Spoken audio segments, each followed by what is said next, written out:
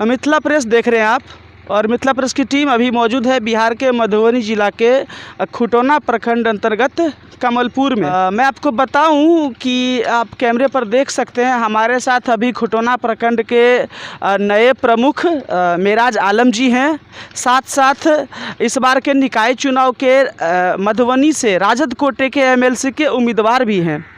तो चूँकि कल ही जो है सो आधिकारिक रूप से घोषणा की गई थी इनके उम्मीदवारी की, साथ ही मिथिला प्रेस की टीम ने आरजेडी के जो प्रदेश अध्यक्ष हैं जगदानंद बाबू उनसे भी बात की थी। उसी सिलसिले में हम सर से यहाँ पर बात करने आए कि सर क्या कह रहे हैं इसके बारे में, कि कहीं ना कहीं आपकी जो राजनीतिक एक जो धारा चल रही है किस प्रकार का सर यहाँ पे अपना दे रहे हैं प्रतिक्रिया, हम ये जानेंगे। सर मिथिला प्रेस में आपका बहुत बहुत स्वागत है।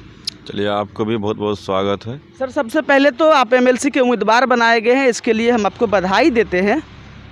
आपको भी बधाई, और हमारे नेता आदरणीय श्री लालू प्रसाद यादव जी और माननीय नेता प्रतिपक्ष बिहार विधानसभा आदरणीय तेजस्वी यादव जी और राजमाता श्री राबड़ी देवी जी और तमाम राष्ट्रीय जनता दल के बड़े नेता कार्यकर्ता और तमाम मधुबनी जिला के जो भी नेता हैं कार्यकर्ता हैं, तो अपने तरफ से हार्दिक अभिनंदन स्वागत करते हैं। आने वाले कल का जो दिन है 26 जनवरी, उसको भी हम हार्दिक अभिनंदन स्वागत करते हैं, बधाई देते हैं। सर एक बात मैं आपसे जानना चाहता हूं कि कल सर कर्पूरी जयंती कार्यक्रम का आयोजन था सर, वहां पर जिला परिषद अध्यक्षा जो है बिंदु गुलाब यादव वो भी सर आई हुई थी और मीडिया ने उनसे बात की।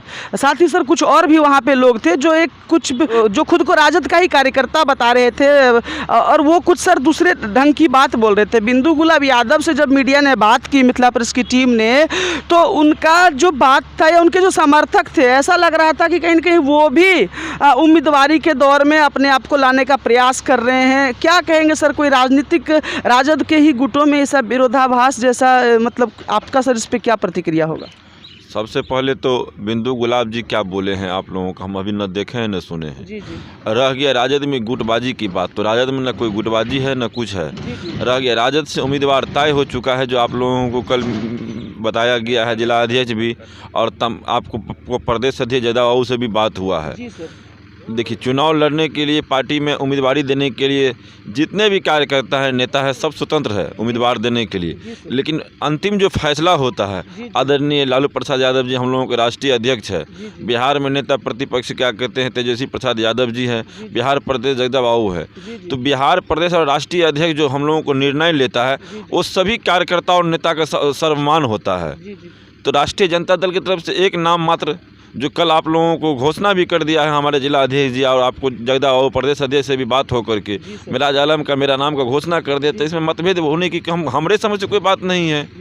सर एक चीज़ और मैं देखूं, आपका अगर राजनीतिक पृष्ठभूमि देखा जाए तो आप लगातार कहीं ना कहीं सर चुनाव जीतते आ रहे हैं, जनता का जो समर्थन है वो आपको मिलता आ रहा है। आप अभी वर्तमान में सर प्रमुख हैं, पहले भी आप सर जिला उपाध्यक्ष रहे हैं, और कहीं ना कहीं भारी मतों से बार बार आपको जनता ने यहाँ आपने जिस चीज़ के लिए भी फाइट किया वहाँ लोगों ने पहुँचाने का काम किया। फिर से आपने एमएलसी की उम्मीदवारी तय की है। आपका जो देखा जाए, जैसा कि मीडिया ने सर्वे किया है यहाँ के स्थानीय क्षेत्रों में घूम करके, तो जो आपके लिए लोगों का जो रुझान है वो बहुत बेहतर सर दिख रहा है। ऐसे में अगर कहीं छिटफुट ऐसी कोई बात हो रही है छोटी मोटी भी, तो सर राजनीतिक दृष्टिकोण से सर आप कुछ कहना चाहेंगे इसके बारे में?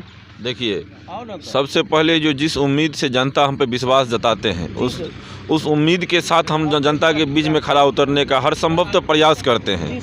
और रह गया स्थानीय निकाय का जो एमएलसी का चुनाव में लोगों में जो चर्चा है मेराज आलम को हम लोग मदद करेंगे, जीतेंगे, ये एक अच्छा व्यक्तित्व, ईमानदारी, हम लोग किसी के साथ ठग फ्रॉडरी का काम नहीं करते हैं। जो जनता का काम होने वाला होता है जैनून, नीचे से लेकर ऊपर तक हम लोग जनता का काम करते हैं, कराते हैं, बीच में रहते हैं। इसी के लिए जनता हमको इतना अपार मतों से दे करके वोट जिताते हैं। और आज तक ने हम जो चुनाव लड़े हैं तो जनता शुरू में कहता है कि हम लोग मेराज को वोट देंगे और मेराज को जिताएंगे।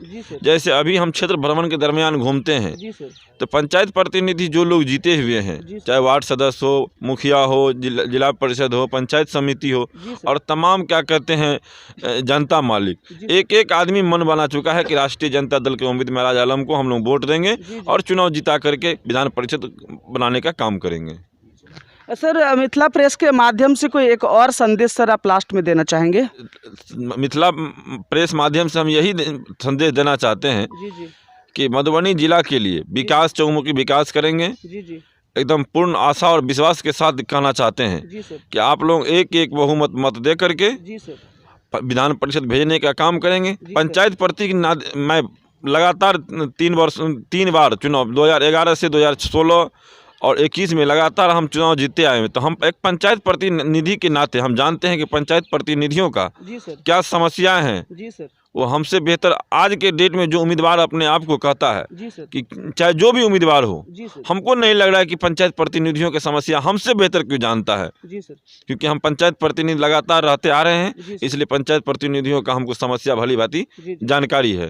जी तो हम चाहेंगे कि जब चुनाव जीतेंगे जी सर। तो ऊपर के जो सदन विधान परिषद है, जी सर। हम लोग पंचायत प्रतिनिधि को जो अच्छाई होगा जी हम उठाने का सदन में एकदम काम करेंगे। बिल्कुल। सर, मिथिला प्रेस को आपने अपना कीमती समय दिया, उसके लिए बहुत बहुत धन्यवाद सर आपका। चलिए, आपको भी धन्यवाद। यहाँ पर देखिए कि कुछ मेराज आलम जी के समर्थक भी बैठे हुए हैं, पंचायत प्रतिनिधि वगैरह बैठे हुए हैं। मैं इन लोगों से भी बात करूंगा कि ये लोग जो है सो किस प्रकार से जो है सो मदद कर रहे हैं यहाँ पर सर को, क्योंकि जैसा कि मिथिला प्रेस की टीम ने यहाँ सर्वे किया, जगह जगह जाकर हमने रिपोर्ट वहाँ से पता की, लोगों से हमने पूछा, तो लोग कहीं ना कहीं बिल्कुल मेराज आलम जी के ही पक्ष में अपने रुझान को दिखा रहे थे। तो यहाँ पर कई सारे लोग हैं, लेकिन मैं फिर भी एक दो लोगों से बात करूंगा कि उन लोगों का क्या कहना। सर, मिथिला प्रेस में स्वागत है, क्या नाम है आपका? राजेश कुमार शाह। जी जी, ये बताइए सर, आप लोग मेराज आलम के समर्थक हैं, हम लोग अभी क्षेत्र में भी गए थे तो बहुत सारे लोग हम लोगों को मिले ऐसे ही, तो क्या कहेंगे सर अपने उम्मीदवार की जीत को लेकर? हम लोग को शुभ अवसर मिला है खोटना प्रखंड जी जी वासी को, जी और पहली बार हम लोग को अवसर मिलेगा कि प्रतिनिधि जितने हैं हम लोग इस अवसर को नहीं भूलेंगे।